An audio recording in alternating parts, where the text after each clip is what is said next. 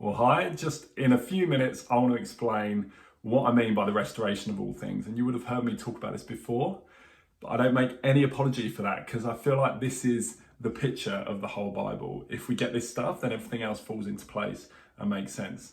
And of course, we'll never fully understand. We're on that journey, but here goes. So I want to pick out 3 Bible passages. The Bible begins with creation. Creation is perfect. God is in perfect relationship with his people, with his creation. It's a picture, it's an analogy, but it speaks into the human condition, who we are and what we're created to be. And so if we go back to Genesis chapter 2, and at the beginning of Genesis, there's 2 accounts of creation. It's important to note that. But in the second account, we read about the tree of life. About halfway through chapter 2, there's this tree of the knowledge of good and evil, which God creates. And he says to Adam and Eve, again, a picture, an allegory, a story. He says to Adam and Eve, do not eat from the fruit of that tree, because it will give you the knowledge of good and evil. Now we know the story, they choose to go their own way. They choose selfishness instead of selflessness. They choose independence instead of interdependence on God, and they eat from the tree. And I feel like we do that every day, like we make our own choice to go our own way, to point in a different direction. And at that point, the relationship between man and God is broken. And the story becomes about God redeeming, restoring his relationship with his people. It's this kind of on-off relationship throughout the Bible as it goes on and on.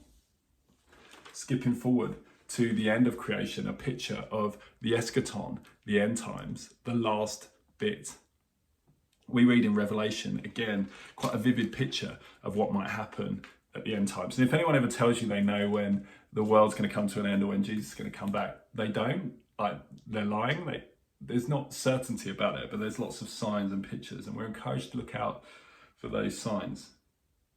In Revelation 22, at the very end of the Bible, we find a picture of restored creation, of a garden city.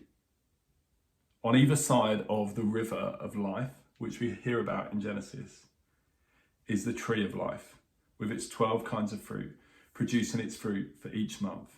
And the leaves of the tree are for the healing of the nations. And so the Bible begins and ends with this picture of a tree and this picture of a kingdom that's perfect, that becomes broken, and then is restored at the end. Now, the restored kingdom still bears the marks of what went before, the beautiful creation at the start and the perfect creation, and yet it bears the marks of the brokenness. It's kind of like Japanese pottery, kintsugi, I don't know if you've heard of it, but it's this pottery that is beauty from brokenness, where gold, beautiful gold, linen are put in the cracks of pottery to make something even more beautiful.